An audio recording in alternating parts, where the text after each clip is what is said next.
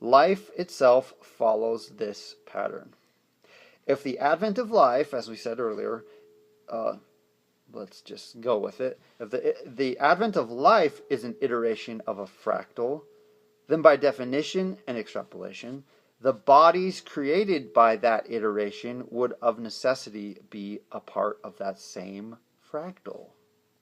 So the definition of a fractal is that it iterates essentially to infinity, or if you're into calculus, like the limit, it goes to eternity of sorts. Like so, a fractal by its nature doesn't have limits.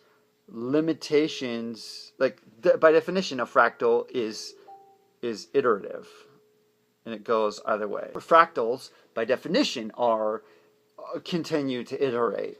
They may not necessarily have got to the next iteration yet, but by definition, fractals are meant to iterate. If a fractal stops iterating, then it is no longer a fractal, because fractals by definition are iterations of the same pattern that continue and have more that each iteration is preparation for the next fulfillment, and then that fulfillment becomes the new preparation for a further fulfillment. That is the nature of a fractal, and the nature of our world is fractal in nature. At least the part of the world that we are a part of, like the actions that we take, the life itself. In fact, yeah, life itself. Okay. An example. Sunflowers embody a fractal. The fractal of life can most readily be seen in the pattern of seeds developing within a sunflower. And again, there's a picture of it here, which I shall show you upside down because it doesn't matter what it looks like, but it's probably pretty dark, so you won't be able to see much of it. But look online and look at the seed pattern of a ripe sunflower, and you will see what I'm talking about. Since the nature of a fractal itself implies essentially infinitely recurring iterations, hypothetically, it can be deduced that more than just the seed head of a sunflower. So fractal of life can be seen in the seeds. You can see a fractal, literally a measurable fractal in the seed pattern of a sunflower.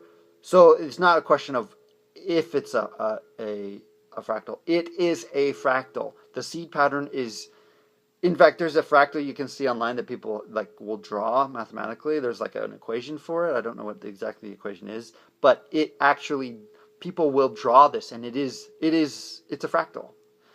So it's not a question of whether it is. It actually is.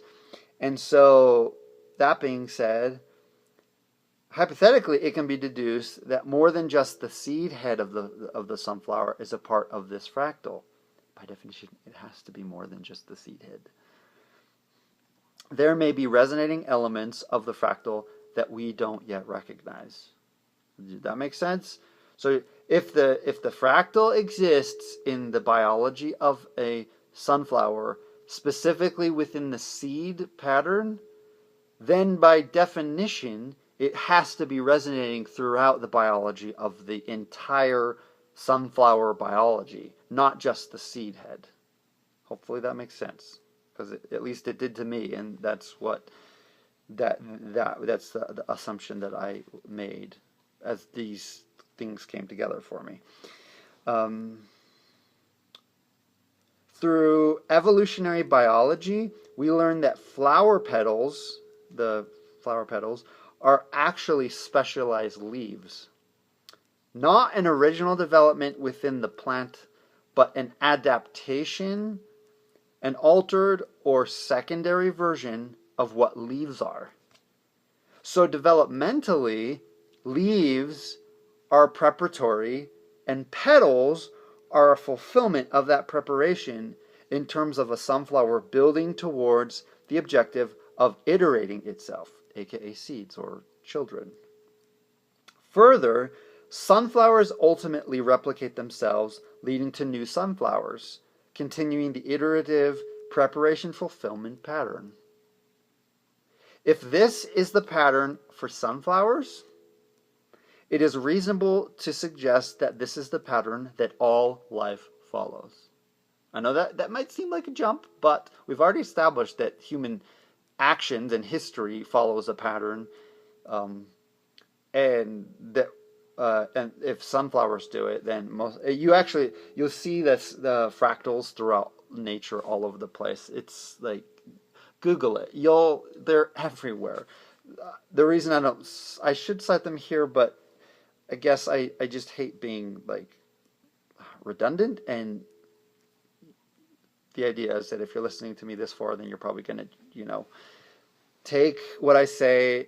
If you want to get more evidence, go for it. I highly recommend it. There's some great stuff out there to show that all the different fractals that are all over the place in nature, like the way that leaves grow on plants, and like the way that as a plant grows, like the number of degrees that the next leaf grows is consistent and follows a fractal pattern. It's incredible.